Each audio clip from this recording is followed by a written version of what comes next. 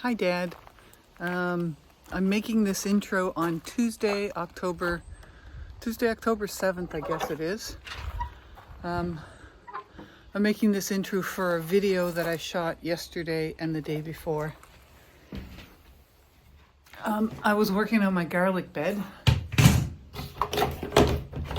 and I got really into it, and in the end I forgot to actually do a intro. So I'm doing it today. So in the video, I am preparing and planting my garlic. I don't have anything more to say about it than that. I might also do a couple more clips today and put them up in a different video.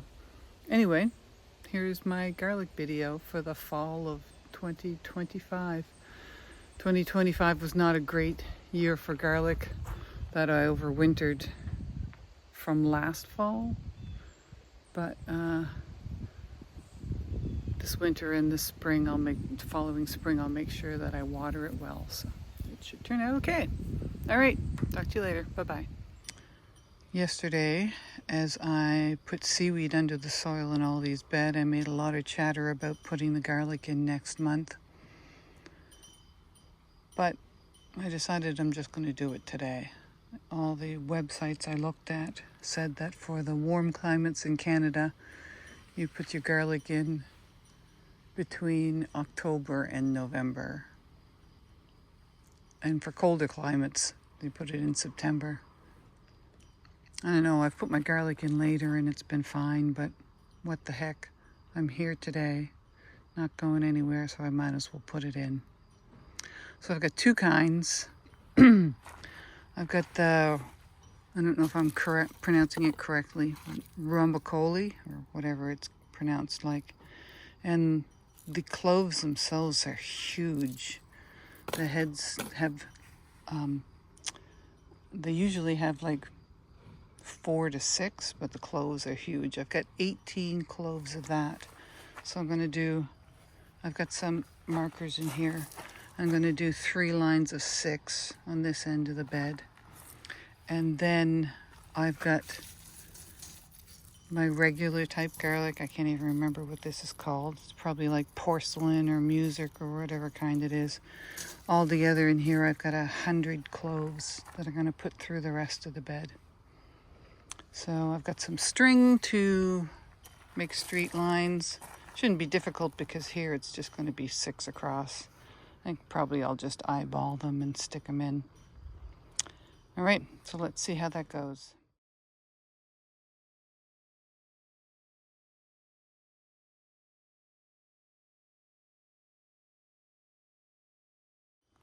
Okay, easy peasy. 3 rows of 6, so 18 in total of the Rombicoli. Put these little stones in here just to mark where the edge of it is so that I won't overlap them or leave a huge gap. Now I've got the 100 of the regular type. And got to get my sticks back out and my string and try to figure out how the heck I'm going to put those guys in here in a reasonable manner so that they're not all crowded up to one end and evenly dispersed. Wish me luck on that. I have to say that never in my life have I been so careful and detailed about lining them up in straight lines. But maybe this is the difference between doing it when it's still tolerably warm outside and when it's freezing cold. I mostly remember putting garlic in the ground when I was shivering and shaking and my nose was running faster than I could keep up with it. Now today is a good example probably of global warming. It's the 6th of October and our high today is supposed to be 28. This is Nova Scotia. It's not supposed to be like this. You know, I'll take it because it's going to be a beautiful day and I might go for a swim. But it makes it hard to predict stuff, doesn't it? And I really would like to get some rain so I can stop using the lake water to garden. I just thank goodness that I have the lake water. Okay, enough with that. I'm going to put this camera back on my tripod and put it on time lapse, and yay, you can watch me stick some garlic in the ground. All right, new plan. Bamboo canes. Why didn't I think of this before? They're pretty straight. They make nice straight lines for me to plant the garlic along. I know I said I was going to do time lapse for that first section of my regular garlic, and I thought I had set the camera up for it, but it didn't work. I guess I didn't hit the button. So I will start this at time lapse, and this time I'm going to put my gloves on because they didn't last time, and of course now underneath my fingernails is all caked with dirt, and I hate that. Okay, stopping this and starting time lapse.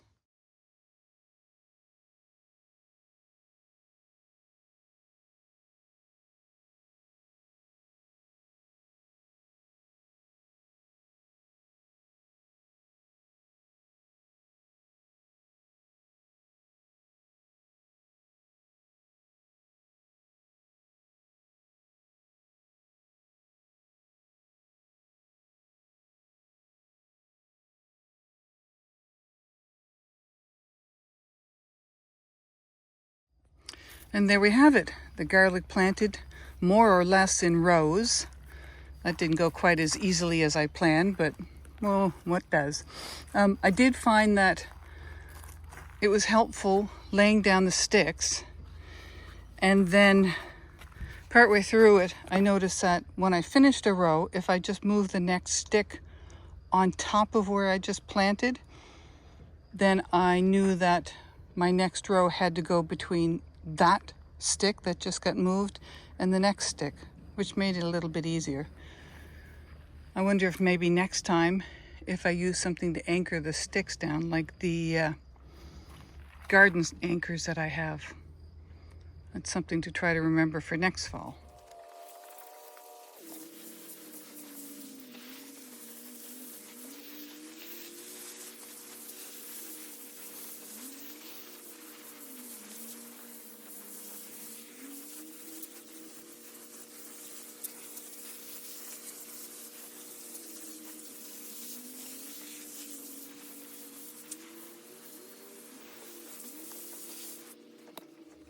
All right, there we go.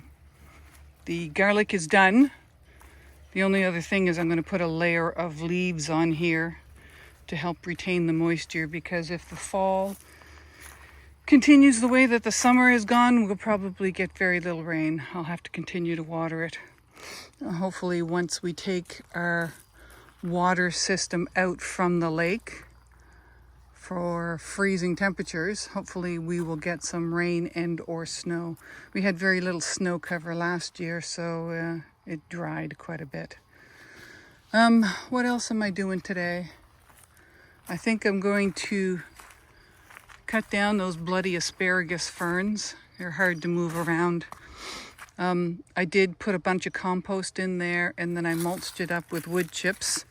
I don't mind using wood chips on the asparagus because there's no digging them in.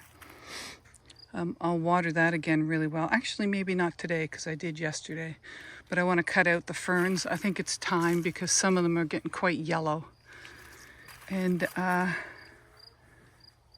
hopefully I'll get a decent harvest in the spring. Here I have a couple of little delicata squash. It's late in the season, so I don't know if they will, grow enough to be useful. But there they are. Maybe I'll weed some of that out. I'll take that out. What a mess. And I will seaweed up in there. These are probably ready to come out. Seaweed up in there. I don't know if these beets are going to actually do very much now. Not a whole lot of sun. Well, I'll leave them in and see what's going on. These beans still have quite a bit on them. We're still using them. And these cucumber plants, in plural, have still been producing. We had company in the other day. Oh, yeah, there's one right there. We had company in the other day, and I pulled one out of here. Oh, there's another one. And, oh, that's a big one there. Okay, those guys are staying for a while. These ones I will leave in here because they're still trying to do something. all these little dribs and drabs, I don't know how much they're going to do, but I will leave them in. Okay, I am off to cut asparagus spurns. All right, Dad, I think you'll like this idea. So I did go in and cut out all my asparagus canes. They will regrow in the spring, and that'll be lovely. Hopefully I'll get lots of asparagus. And I also went and I mulched the garlic with a bunch of leaves. And because it's kind of exposed here, it does get windy sometimes. And I thought, what the heck, am I going to hold the leaves down, because if they're dry, they'll blow away, or some of them will anyway, and they'll make a mess. Thought about using the bamboo canes, but I don't want to use those because I don't want the, if there's lots of snow and they get covered, I don't want them breaking down. So lo and behold, asparagus canes, ha ha ha, cut all the little branches off them, and I don't care if they break down. I kind of hope they do, because I was trying to figure out how to get the suckers to decompose easily in my compost without cutting them into 1,000 tiny pieces. So that's what I'll do. I'll lay these out. And there we go. That's completely finished. It's been seaweeded and the seaweed covered with soil. And then I planted the garlic in today in lovely little rows. Mulched it up with leaves. Those leaves are like last year, so already pretty composted. Laid the asparagus ferns on top to keep stuff from blowing away. And then to finish it all off, I watered the leaves down really well so they'll mat back down and be less likely to blow away as well. All right, my little garlics, you are tucked in for the winter. I hope you do well.